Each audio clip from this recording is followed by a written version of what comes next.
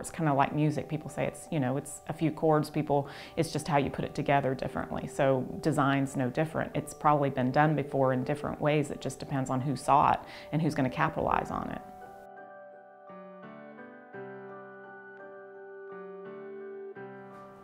Yeah, the folk art trend is a huge trend that's really exciting to me, and I think for a number of reasons. I love the patterns and the graphic nature of them. If you look at certain folk art, like think of a quilt, just a red and white quilt, and if you get past the fact that it's a handmade quilt, some people, that's just not their thing, but if you get past that and you see the beautiful graphic nature of the red and white contrast, the patterns, I love this one. Folk art is what makes a certain area special and that certain person who put that together special.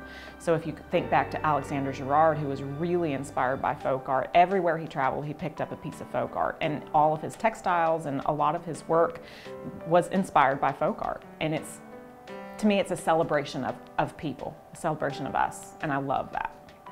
I think it's kind of leaning on what's old is new again, because What's Old is New Again from 2012 was talking about things from lots of different eras of time, and so the Tolix chair that was introduced in the 1800s is still huge today, but we're putting bright pops of color on it. Alexander Girard's work, all of the mid-century modern geniuses, that's all still very valid today. So folk art is definitely an evolution of those trends. But a lot of things that it looks like they found from a flea market or a secondhand store, but it's all put together in a really cool collection. And then they have the graphic kind of textiles that would go back to folk art as well. So it's this really neat blending of folk art and flea market finds in a commercial installation.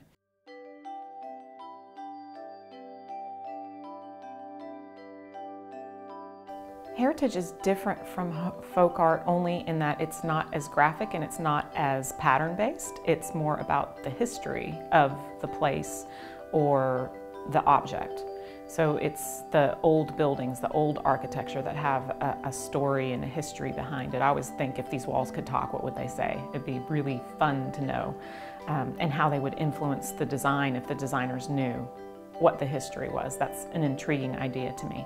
The applications for the designs that Heritage inspired could be anywhere. It could be any commercial interior, and I think that because the direction that the trends are going, we can do that. So we know that history is important, so a historical design motif in a modern way on a modern material would work in an office, it would work in education, it would work in a restaurant. It can go in many, many different places just because we do have this really interesting casual flexibility within our spaces today. It's definitely a continuation of what we saw in 2012 with the industrial chic and rustic glam, because those trends were all about the older buildings being reused and not being demolished, and celebrating their history, or even if you don't celebrate their history, just using those old materials and the time-worn looks of them to your benefit for the interior, for the space. Heritage then just goes a little bit further into the history and the stories behind it. It's really all about the stories. The two patterns that came out of Heritage that I'm really excited about are both the Tracery designs and the trellis designs. They're really unique for laminate. I think they're also really unique for Wilsonart. We're really kind of stepping out of the box, and for contract laminate, we're doing something a little bit differently. So the way I look at it is I'm inviting designers to be as creative as they can be. And so the Tracery design, again, has the quadrifoil motif in it, and it's kind of faded in and out and looks almost like it's on a rock base. And then the trellis design was really inspired by the ghost signs that people are very interested in. And ghost signs are the old advertisements on brick exterior buildings, and they're kind of faded, and you can see some of it, you can't see some of it. And the trellis design does that too. It fades in and out, but it's very large scale, whereas the Tracery is a very small scale. So I've given two different scales of kind of the same flavor of the trend. My name is Natalia Smith, and I work for Wilsonart.